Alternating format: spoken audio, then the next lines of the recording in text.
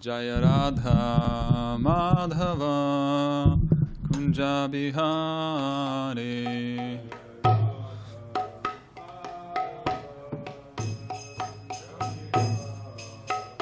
Jaya Radha Madhava Kunja Bihari.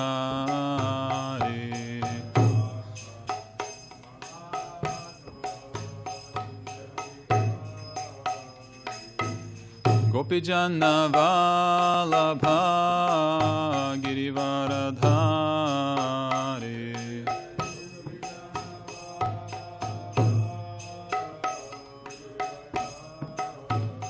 Jaya Gopijana Vallabha Girivaradhari.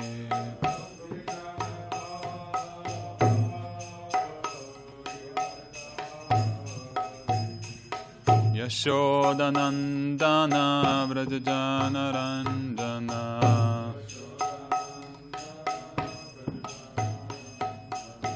Yashodanandana Vrajajana Ranjana.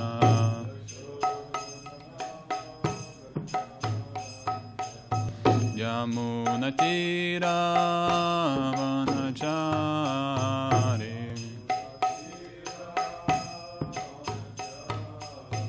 Yamunatira Vanachari.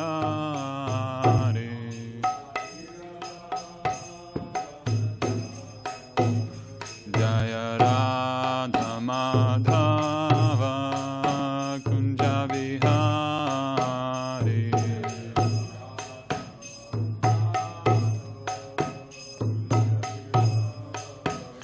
Jaya Radha Madhava Kunja Bihari.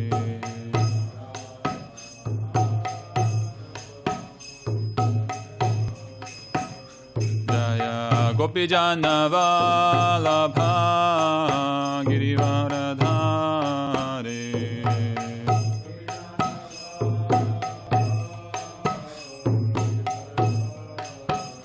Jaya Gopijana Vallabha Girivaradhari.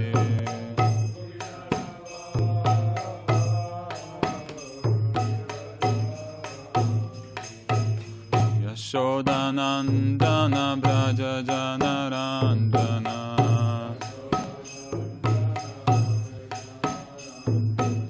Yashodanandana Vrajajana Ranjana.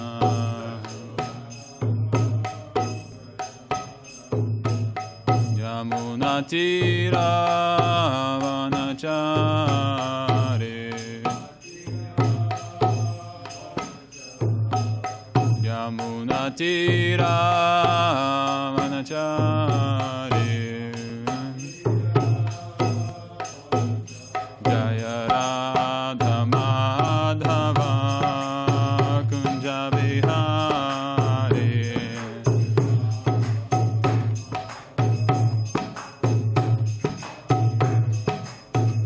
Jaya Radha Madhava Kunja Bihari.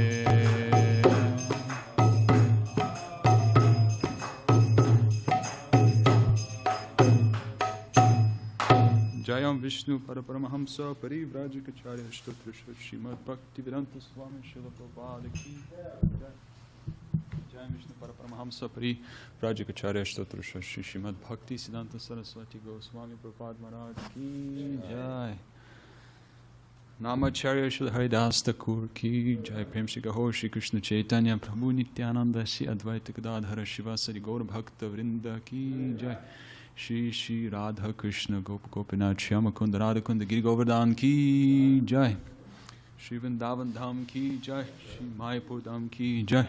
Shri Jagannath Puri Dham Ki Jai. Yamuna Maya Ki Jai. Ganga Maya Ki Jai.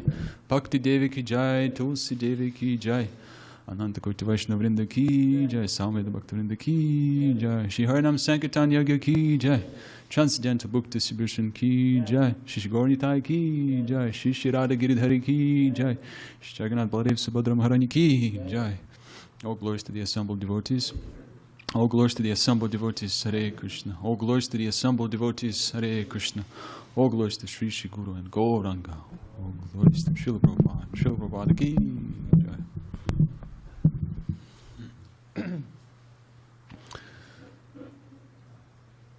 So this morning we're reading from Srimad Bhagavatam, 8th canto, 3rd chapter, text number 18. Atma Japta Griha Vita Janishu Saktar Dushprapanaya Gunasanga Vivajitaya Muktatmabhi Swahridaye Paribhavitaya Jnanatmane Bhagavate Nama Ishvaraya Atmatma Japta Grihavit Janeshu Saktar Dushprapanaya Gunasanga Vivarjitaya Muktam Abhiswaridaye Paribhavitaya Jnanatmane Bhagavate Nama Ishvaraya Atmatma Japta Grihavita Janeshu Sakta Dushprapanaya Gunasanga Vivajitaya Muktatmabhi Swahridaye Paribhavitaya Jnanatmane Bhagavate Nama Ishvaraya Atmatma Japta Grihavita Janeshu Atmatma Japta Grihavita Janeshu Sakta Dushprapanaya Gunasanga Vivarjitaya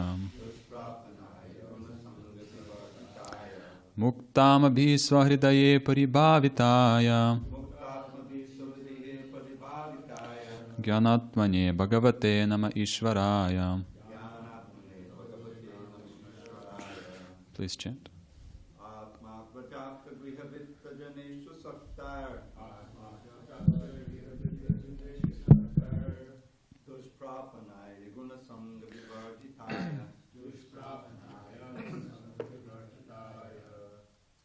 Muktatmabhi Swavidiye Paribhavitaya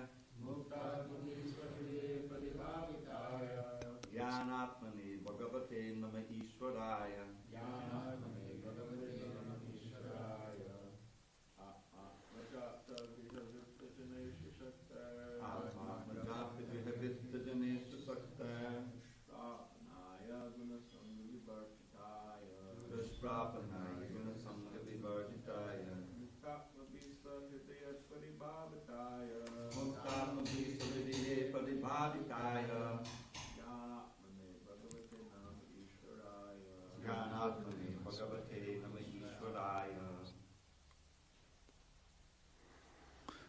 Anyone else?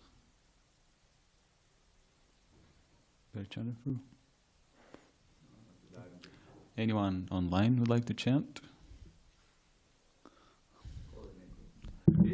Vijay Kṛṣṇa Das. Tapasru, would you like to chant?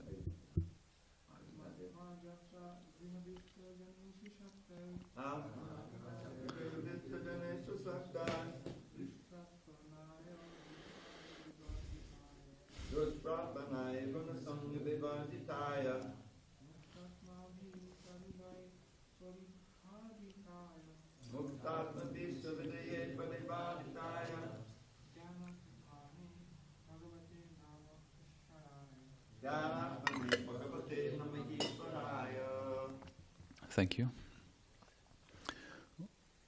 Word to word meaning. Atma, the mind and body. Atmaja, sons and daughters. Apta, friends and relatives. Griha, home, community, society, and nation. Vita, wealth. Janeshu, to various servants and assistants. Saktai, by those who are too attached. Dushprapanaya, unto you, who are very difficult to achieve. Gunasanga, by the three modes of material nature. Vivarjitaya, who are not contaminated. Mukta atmabhi, by persons who are already liberated. Sahridaye, within the core of the heart. Paribhavitaya, unto you, who are always meditated upon. Jnana atmane, the reservoir of all enlightenment. Bhagavate, unto the Supreme Personality of Godhead. Namaha, I offer my respectful obeisances. Ishvaraya, unto the Supreme Controller. Translation and commentaries by His Divine Grace A.C. Bhaktivedanta Swami Srila Prabhupada. My Lord, those who are completely freed from material contamination always meditate upon you within the course of their hearts. You are extremely difficult to attain for those like me who are too attached to mental concoction, home, relatives, friends, money, servants, and assistants. You are the Supreme Personality of Godhead, uncontaminated by the modes of nature. You are the reservoir of all enlightenment, the Supreme Controller. I therefore offer my respectful obeisances unto you. And the purport: although the Supreme Personality of Godhead comes into the material world, He is unaffected by the modes of material nature. This is confirmed in Ishopanishad, apapa vidham, He is not contaminated. The same fact is described here, guna sanga vivarjitaya. Although the Supreme Personality of Godhead appears as an incarnation within this material world, He is unaffected by the modes of material nature. I stated in the Bhagavad Gita 9.11, avaja anantima mudha manusham tanamashritam. A foolish man with insufficient knowledge derived the personality of Godhead because he appears just like a human being. Therefore, the Supreme Personality of Godhead can be understood only by the muktatma, the liberated soul. Muktatma bihi sahridaye paribhavitaya. Only the liberated person can constantly think of Kṛṣṇa. Such a person is the greatest of all yogis. Yoginam apisarvesham madgatinantaratmana shadhavan bhajate yamam sameya yuktatamamataha. Of all yogis, he who always abides in me with great faith, worshipping me in transcendental love and service, is most intimately united with me in yoga and is the highest of all. Om Ajnana Timirandasya Jnananjana Shalakaya Chakshur Unmilitam Yena Tasmai Shri Gurave Namaha Shri Chaitanya Manobishtam Stapitan Yena Bhutale Svayam Rupakada Mahyam Dadati Swapadantikam Vanchakopatrubhishcha Kripa Sindhu Bevacha Patitanam Pavanebhyo Vaishnavebhyo Namo Namaha.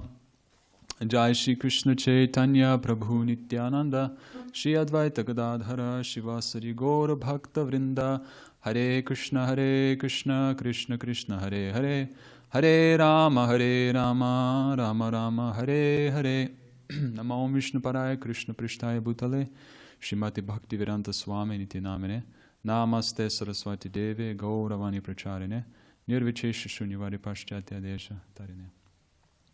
So translation one more time. My Lord, those who are completely freed from material contamination always meditate upon you within the courts of their hearts. You are extremely difficult to attain for those like me who are too attached to mental concoction, home, relatives, friends, money, servants, and assistants. You are the Supreme Personality of Godhead, uncontaminated by the modes of nature. You are the reservoir of all enlightenment, the Supreme Controller. I therefore offer my respectful obeisances unto you. So Srimad Bhagavatam is completely brilliant, Purana Arkaha, and it's inspiring for all the Vaishnavas. Sanatana Goswami prays, O holy Bhagavat, you're my only friend and shelter. He says, you're my greatest treasure, my personal savior, the emblem of my highest fortune, the very form of ecstasy. I offer my respectful obeisances unto you. This is, this is Sanatana Goswami praying to and glorifying Srimad Bhagavatam. I can tell you in a moment where is it.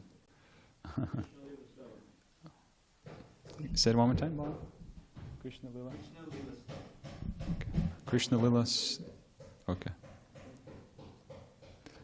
There's not just one verse, but multiple verses. So Srimad Bhagavatam is Janmadyasya Daha. In Krishna, we know Krishna is the supreme cause of creation. He is known as Svarat. He's cognizant, fully knowledgeable, and is also completely independent. And sometimes people think that we're also independent. But Srila Prabhupada, I was listening to a class, and he was given an example how if you eat without any restriction, let's say for 3 days, and your stomach will experience indigestion, so you'll scream for a doctor. How can you be independent, you know? And sometimes if you go out and act mischievously outside, you can also be busted by the police. So again, you're not independent. And when there's a problem with health, you always call up a doctor. You cannot sustain yourself. Sometimes you just need help from other living entities, professional. So the Srimad Bhagavatam, therefore, declares that the source of everything is the Supreme Lord. And in the first verse, there's a beautiful meditation, or Srimad Bhagavatam gives us that meditation. We meditate on Srimad Bhagavatam on the holy name of the pastimes of the Lord. This verse also says that those who are completely freed from material contamination, they always meditate upon you within the course of their hearts.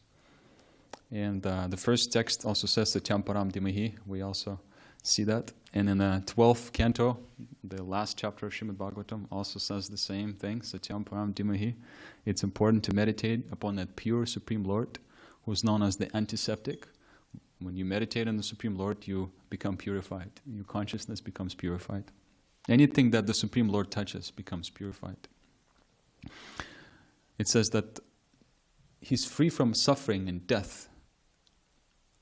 And in the beginning, He personally revealed this incomparable torchlight of knowledge to Lord Brahma.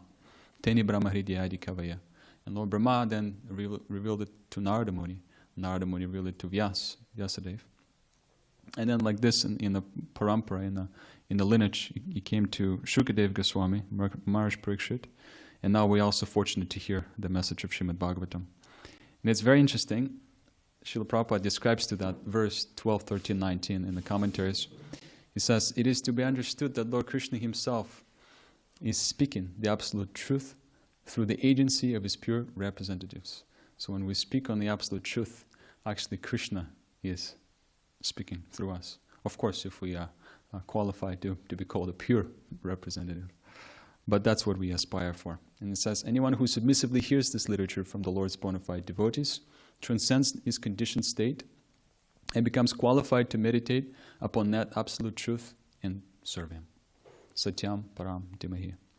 So this verse particularly speaks about the obstacles in that meditation. We can see different obstacles.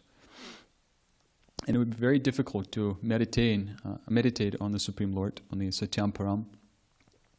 For those people who are attached to mental concoction, home, relatives, friends, money, servants, and assistants.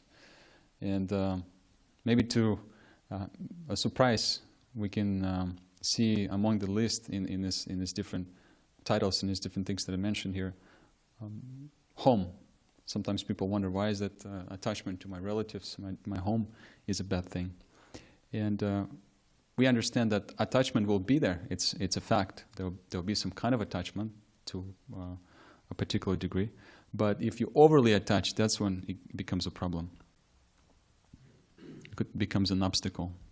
So attachment to family is completely natural, but at a certain point we understand that this attachment to family life should be turning into attachment for Krishna.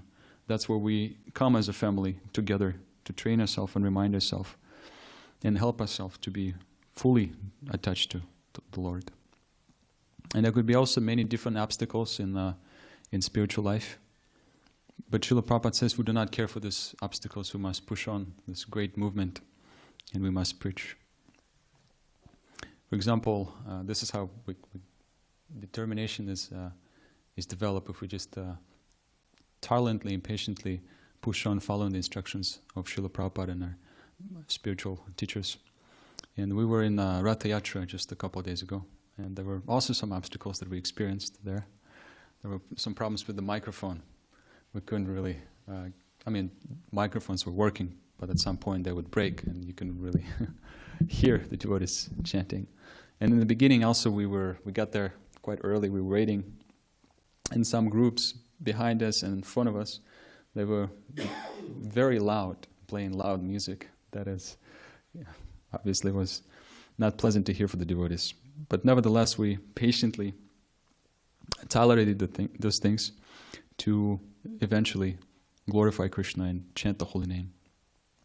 And I also remember when we just started in the beginning, the cart hit the traffic light pole. That was also another obstacle. So obstacles are natural, they will be there in our personal life, in the life of a movement. Srila Prabhupada also experienced many obstacles with health, with other people, and he was attacked.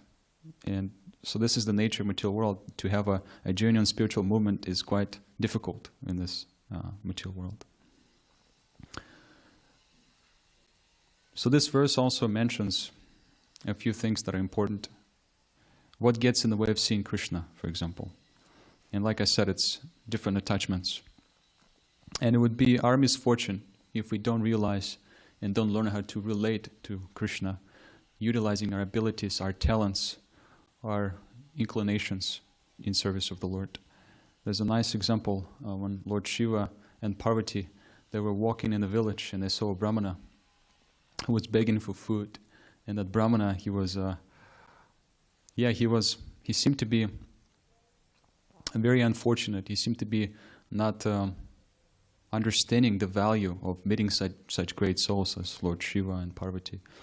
And Lord Shiva, he just wanted to ignore him and carry on. But Parvati said, why don't you give him something? Why don't you bless him with something? And he decided to give him a watermelon. And within that watermelon, Srila Prabhupada said he put $1,000. So he gave that watermelon to that Brahmana. Beggar, excuse me, I said Brahmana, but it's a beggar. And that beggar, he took the watermelon, but he looked at it and he said, what can I do with that watermelon? I cannot do anything with that watermelon. So he gave that, he sold that watermelon to someone, and he just got a couple of dollars for it. So if we also do not come to realize that Kṛṣṇa has given us the full benefit, if we're not properly taking care of that, of our Kṛṣṇa consciousness, that is also could be our misfortune. We can also get that watermelon and just pass it on, give it to somebody, without realizing the value of that watermelon. And also the text says, liberated person can see the Lord.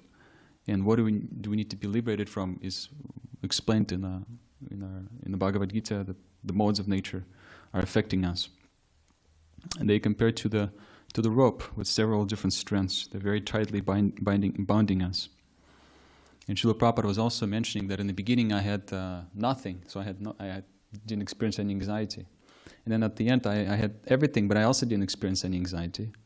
He was not affected by the modes of nature. He was not worked up about the mode of passion or ignorance. So therefore his mind was alert and clear to Kṛṣṇa consciousness. He always knew that success or failure doesn't depend upon me. It depends on Kṛṣṇa. And of all incarnations, Kṛṣṇa says in the third chapter of the first canto, Kṛṣṇa is the chief one. This verse that is Paribhashita Sutra of the Srimad Bhagavatam, it mentions how Eti Chamsakalapam Sa Kṛṣṇastu Bhagavan Swayam, that just like we have the army of different fighters, among that army there will be a chief commander. So in this way, Srimad Bhagavatam is known as the emperor of all evidence. And the chief verse, the chief commander of the Srimad Bhagavatam is that Paribhashita Sutra, the sutra that states that the key, the proper understanding of the entire work is to understand Kṛṣṇa as Pumsa and Purusha. Swayam Bhagavan. God means He's controlling everything. And in this verse, the translation is that Kṛṣṇa,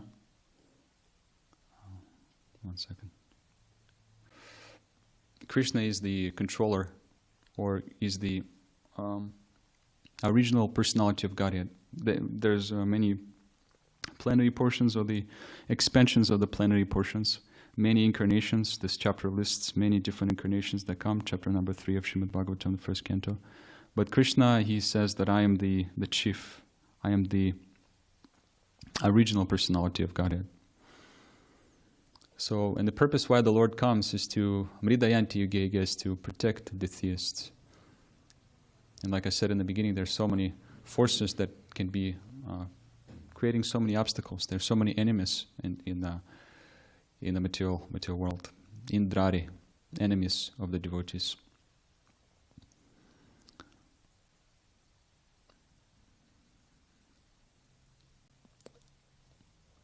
And so Mahatma or Muktatma can understand the Lord because he's directly in touch with him. He's in touch with him through the internal energy, Daivi Prakriti. He takes shelter in that eternal energy. Pure devotees, they do not take shelter of the Apara Prakriti, but they come to divine nature of Kṛṣṇa. And they worship him perpetually without deviation, regardless time, place, and circumstances. And gradually, as explained in this quoted verse 647, our faith becomes thicker, our faith becomes, you can say, more convincing, stronger, and then Kṛṣṇa, he will enter into our very existence. It says, Madgatinantaratmana, so he'll be within the core of our heart, within ourselves. And bhajate in this way means that we worship Kṛṣṇa with love, with affection, and with faith. And this text also reminded me of an example in Chaitanya Charitamrita with the conversation with Sarvabhauma Bhattacharya and Lord Chaitanya Mahaprabhu. This conversation teaches us how this when devotees come in contact with, when people come in contact with devotees through that internal energy which is manifested in speaking, and they can get the mercy of the Lord. And Sarvabhauma Bhattacharya was a Vedic scholar. He was a Mayavadi. When he met Lord Chaitanya Mahaprabhu, he did not believe in the Supreme Personality of Godhead. He was an impersonalist. He understood everything through logic. He was saying that everything is created, so there must be a higher power. But that higher power cannot be a human, cannot be a person, because persons, they have limited power.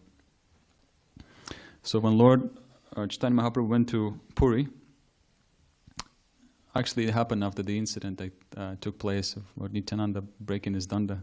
And then he went ahead of all the associates and he came to Puri, and he was exhibiting symptoms of Mahabhav when he entered the Jagannath Puri, the temple of Jagannath Puri.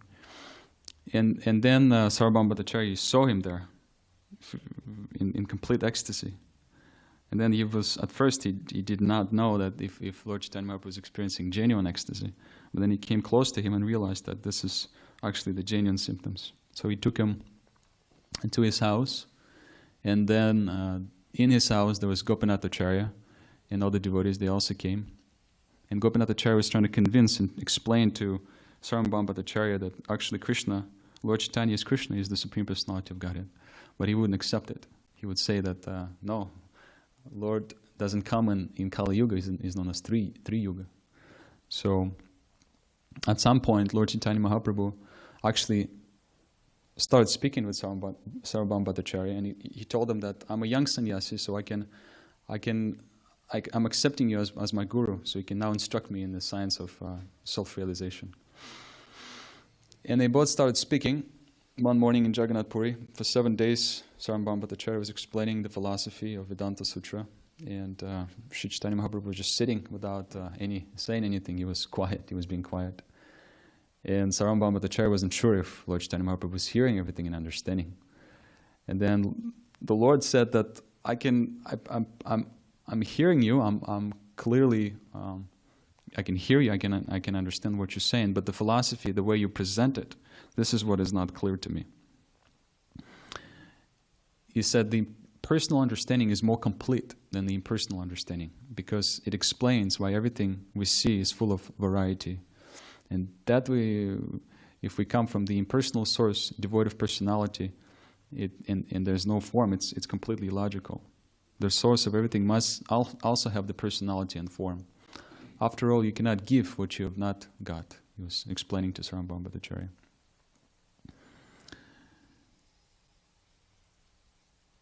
And Sarvabhauma Bhattacharya was still not clearly understanding, but then in time of the conversation, by the end, he accepted everything because of that mercy, because of that kripa. Lord Chaitanya Mahaprabhu comes here with different reasons, but he comes to give us proper knowledge: vidya, vairagya, and bhakti. Vairagya, vidya, nija bhakti yoga. He comes to teach us that whatever is not fostering our Krishna consciousness should be given up, and whatever is helping our Krishna consciousness should be accepted in the service of the Lord. So he eventually, Lord Chaitanya Mahaprabhu gave the Sambandha, Abhideya, and Prayojana. He explained those three principles to Sarvabhauma Bhattacharya. And then he showed him his four-handed form of Lord Vishnu, and his personal form, and Sarvabhauma Bhattacharya was completely in ecstasy. He actually, by the end of the conversation, he quoted a verse, he quoted a few verses, but then he quoted one verse from Lord Brahma's prayers in the 10th canto. Well, Lord Brahma was praying, Tatyena Kampam Sushimakshamana, and he changed the verse from Mukti Pade to Bhakti Pade, because Sarvabhauma Bhattacharya were being transformed in his Siddhanta. He was saying that I don't like the word Mukti anymore. I can't stand the word Mukti. So let me just change that to Bhakti. It makes much more sense, because Bhakti it surpasses Mukti. And Lord Chaitanya said that, but who gives Mukti? Who gives that liberation? It comes from Lord Vishnu. So you should not change this. And besides, to attain real Mukti, or liberation, it is said that we should, the platform is to attain the service of the Supreme Personality of Godhead. So therefore we see this in this verse, that the proper meditation of Satyam Param Dhimahi, proper meditation of the Absolute Truth, means that we become Guna Sangha Vivarjitaya, we become free from the influence of the modes of nature. Dushrapanaya Guna Sangha Vivarjitaya. And being free from the modes of nature, it simply means that in the beginning stages, in the preliminary stages, in the stage of sadhana bhakti, we just follow the principles listed in Shastra, and we try to follow the Vaishnava etiquette. And by following this Vaishnava etiquette, although there will be anarthas, although there will be things that are breaking our meditation, still in proper vision of Shastra, learning them and following what's been given to us in this process of sadhana bhakti, in time will actually be transformed. Because if we hold on, if we really patiently wait and tolerate this misconception, maybe misunderstanding or qualities, not divine, demonic qualities that we might have, or anything, any anarthas, then in time, by the mercy of this process of sadhana bhakti, and by the mercy of our gurus, the Shastra, we can actually become a Vaishnava, become a pure Vaishnava. So this is what I've seen in this verse. This is what I was able to see in this verse. I'd like to, at this point, stop here and see if you have any questions. I'm sorry that this class is a little bit all over the place, but I have a question. Anyone in class in the temple room would like to ask a question? Yeah. This verse at the end, Robert quotes at the end of the purport, is of course very well known. The last verse of the 6th chapter, and I'm sure it's quoted elsewhere, probably at least a dozen times in the Bhagavatam. So when we're reviewing this verse, and we went back to the original, that Prabhupada dictated, This Madgatain Antaratmana, always, here's the translation that we have now based on Jai Dvijamani's revision. And of all yogis, the one with great faith, who always abides in me, thinks of me within himself and renders transcendental loving service to me. He is the most intimately united with me, and yoga is the highest of all. So that part always thinks of me within himself. Whenever Prabhupada would quote this verse in a lecture or in the introduction to the Gita, that was always an essential part of it. So somehow that was left out, and I just wanted to apologize. We're going to go through all the books and the verses quoted. It's a big job to adjust them according to how the revisions have been. So that's how does the Prabhupada lead up to it? Only the liberated person can constantly think of Kṛṣṇa. Such a person is the greatest of all yogis. But in the translation as we have it, that doesn't mention always thinking of Kṛṣṇa. So just next time you always think within himself. Thank you for this addition. Jordan, did you have something? Yeah, I was thinking about something you said about the bhakti and devotion. Brought up a thought about a verse in the Bhagavad Gita where Kṛṣṇa says, what one can know through devotional service, they can learn through analytical study, and what one can come to learn through analytical study, they can know through devotional service. Mm-hmm. So I was just wondering, like in my head it correlated, but I was going to ask how they contradict, like if they contradict each other kind of here, these two things, this and that. I mean, knowing Kṛṣṇa analytically, it's a gradual process of understanding. It's known as the Sankhya, principles of Sankhya, when you break down all the elements one by one, and eventually you find the soul, the super soul. And it's actually, if you preach on that platform, if you explain the science of Kṛṣṇa consciousness on that, from that perspective, from the Sankhya philosophy perspective to people, when you preach to people, go to colleges or anywhere, it's attractive, it's logical, it makes sense. But of course, the understanding of Bhagavad Gita is there's gradual, but there's also straightforward, or what do you call that? Gradual and direct. So if you still trying to gradually understand this absolute truth, this Satyam Param, it's accepted and it's a bona fide process. We're all also trying to gradually understand, but under the guidance of Daivi Prakriti, or we've been engaged in the devotional service, following the Bhagavad Gita, Srimad Bhagavatam. And although we're not perfect, we're not mature in our understanding of Kṛṣṇa, still we apply ourselves in direct service, serving Kṛṣṇa directly through a bona fide representative. But also gradual understanding is there.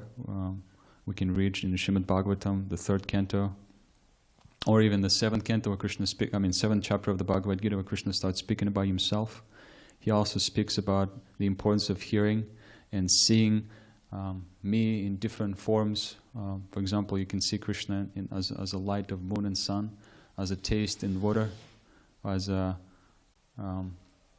like this. So this is important, that analytical study. And besides, we're not only hearing the pastimes of the Lord about His divine activities in Goloka Vrindavan, we also hear about the philosophy of Atma-gyan, Atma-tattva. And that's also, it's very philosophical. There's so much of, you could say, analysis, spiritual analysis, or how to distinguish reality from illusion, the soul from the body, the mind, the senses from ahankara, the false ego, the soul. So this thing is a great part of our philosophy as well, analytical study. I hope that answers the question. Anyone else? Hare Kṛṣṇa. Thank you for a heartfelt lecture. There's been some murmurs of a Sankirtan ice cream story. Is this true? There's. We were just coming up to the BBT, and I was trying to mention the story about the. I went to Kuyamaka College. How do you say it? Kuyamaka? Kuyamaka. Hare Krishna. So I was there and I met, the crowd was very, very nice, very responsive. And I met a young lady. She came over to my table and she had a nice ice cream cone in her hand. So I was there sitting with the book table, and I was showing her the pictures of Bhagavad Gita, the second chapter, quoting some verses about the soul, difference of the body, senses, the second, third chapter. And we were just having a conversation. It was just flowing so nicely, and she was really appreciating it. And at some point, she's holding this ice cream, and it starts licking and starts dropping on the floor. She's not noticing it. It's just dripping on the floor. And then at some point, I'm showing her more pictures in the conversation. Takes on a very interesting.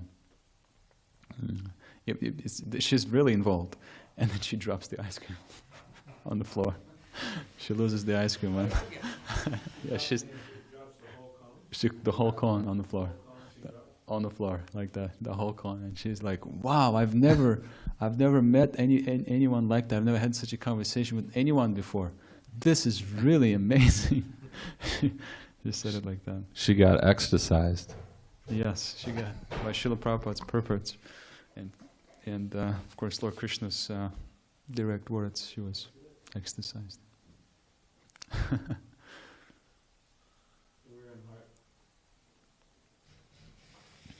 We were chanting in Pacific Beach the other day, walking and chanting, and some guys, they joined, and they were dancing. While they were dancing, and all of a sudden a can of beer drops on the ground, you know. So the can of beer drops, and they keep on dancing, you know. And then when we were walking back to the temple, devotees were dancing. There were some Madhajis, they were dancing with some girls, dancing, and then their, what is it? The vape, you know, it drops on the ground, you know, and they leave it there for some time. So one of my friends, he used to say that out on book distribution, when you go up to somebody and you're talking to them about the book, and you're trying to give them the book and everything, and he says when the cigarette and the beer goes flying in one direction and the burger goes flying in the other direction, and they get the book, he said you should understand that Lord Nityananda Prabhu is involved in this. That's a victory. I'm a part of this group chat online. There's some Sankirtan stories, and it's in Russia, and one Mataji, she met a person, and she was preaching to him about the hellish planets, because he was standing there with a cigarette smoking, and in one hand there's a picture, he's holding a cigarette, and then in the other hand there's a book and incense. So she also is replacing the bad habits with good habits. Thank you for sharing. Vijay Krishna Prabhu. Yes, Dvijamani Prabhu, can you hear me? Yes, we can hear you. Yes, thank you very much, O most kind and Abhat Pranams Prabhu. Do you mind reading again the second sentence of the translation? You are extremely difficult to attain for those like me who are too attached to mental concoction, home, relatives, friends, money, servants, and assistants. Yes, thank you very much, O most kind. That is the sentence. Based on this sentence, my question is, why is it that mental concoction is not good for a devotee? That is my question. I actually came across a very surprising statement by Srila Prabhupada in the 14th chapter.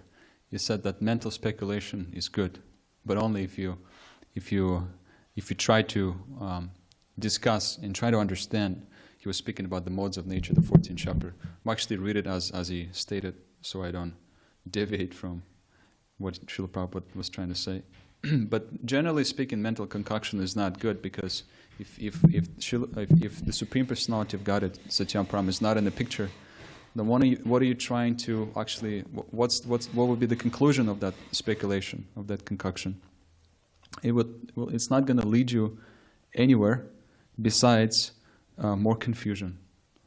So therefore, it's not recommended to speculate on how this world is created, who we are. We need to accept Shastra. When Sri Chaitanya Mahaprabhu came, he gave us this five things to accept as to enrich and to completely, in complete surrender, to understand who is Kṛṣṇa.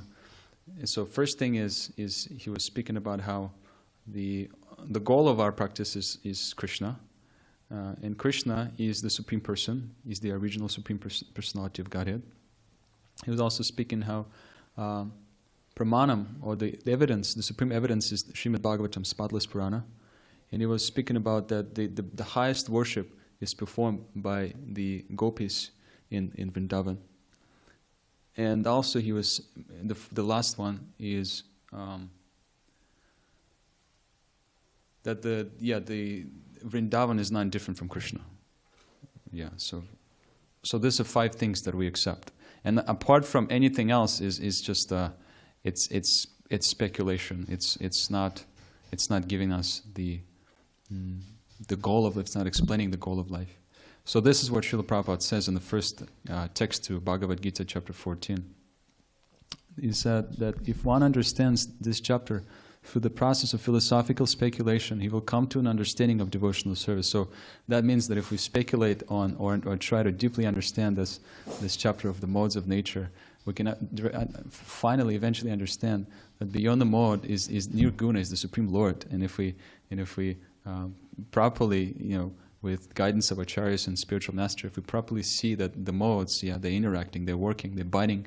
And so who's beyond the modes? Beyond the modes is the Supreme Swayam Bhagavan. And how do we understand Swayam Bhagavan is through devotional service. So speculating on the modes of nature, discussing and trying to understand within us these modes are active.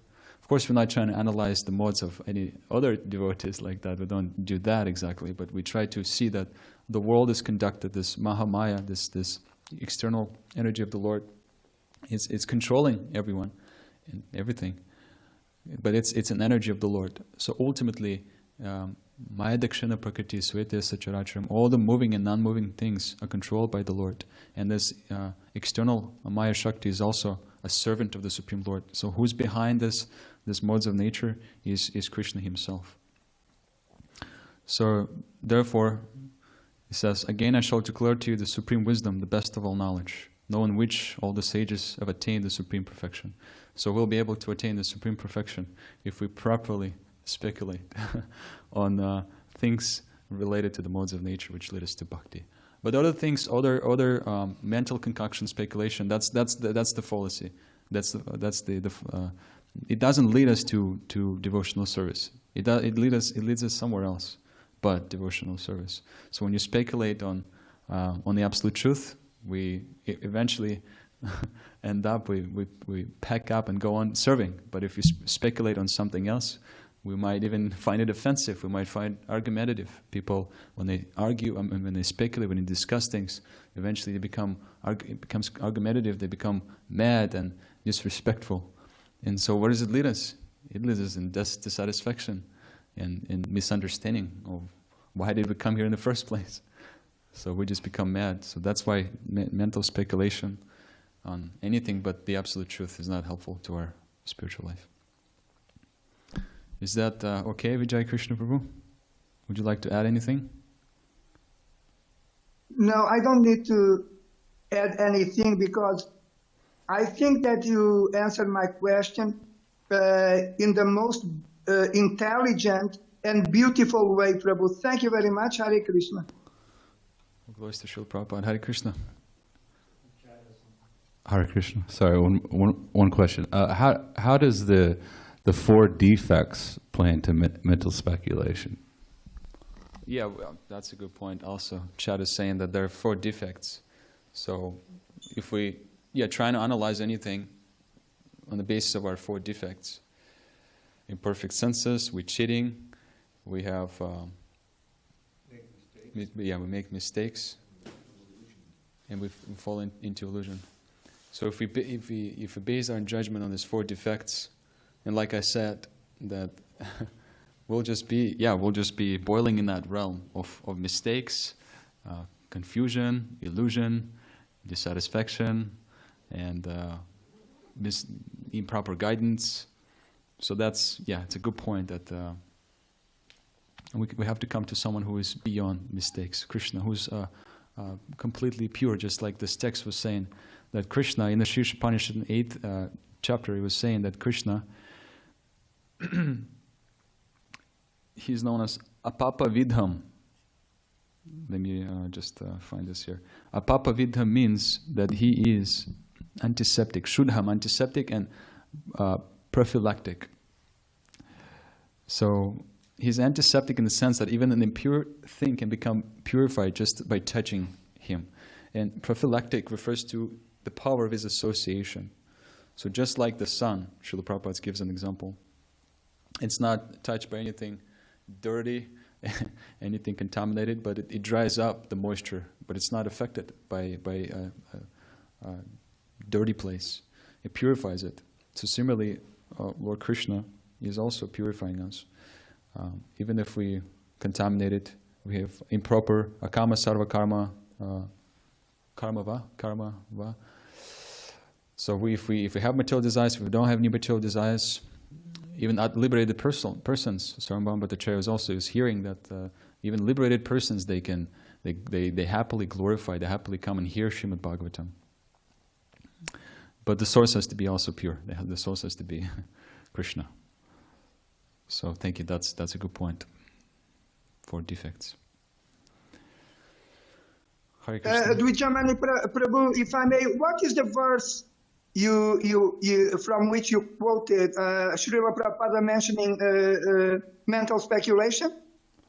This is chapter 14 of Bhagavad Gita, text 1. And yes, thank you very much. Hare Krishna. Philosophical speculation. And this was mental concoction. Concoction is different from speculation. It means in speculation means you get this idea, that idea, but concoction, I'm sorry. But in the verse, what is it? I don't have it in front of me. It's concoction. What's the phrase? Mental concoction?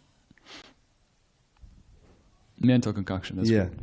So mental concoction means you're cooking it up, and you come up with something that you've cooked. You concocted it.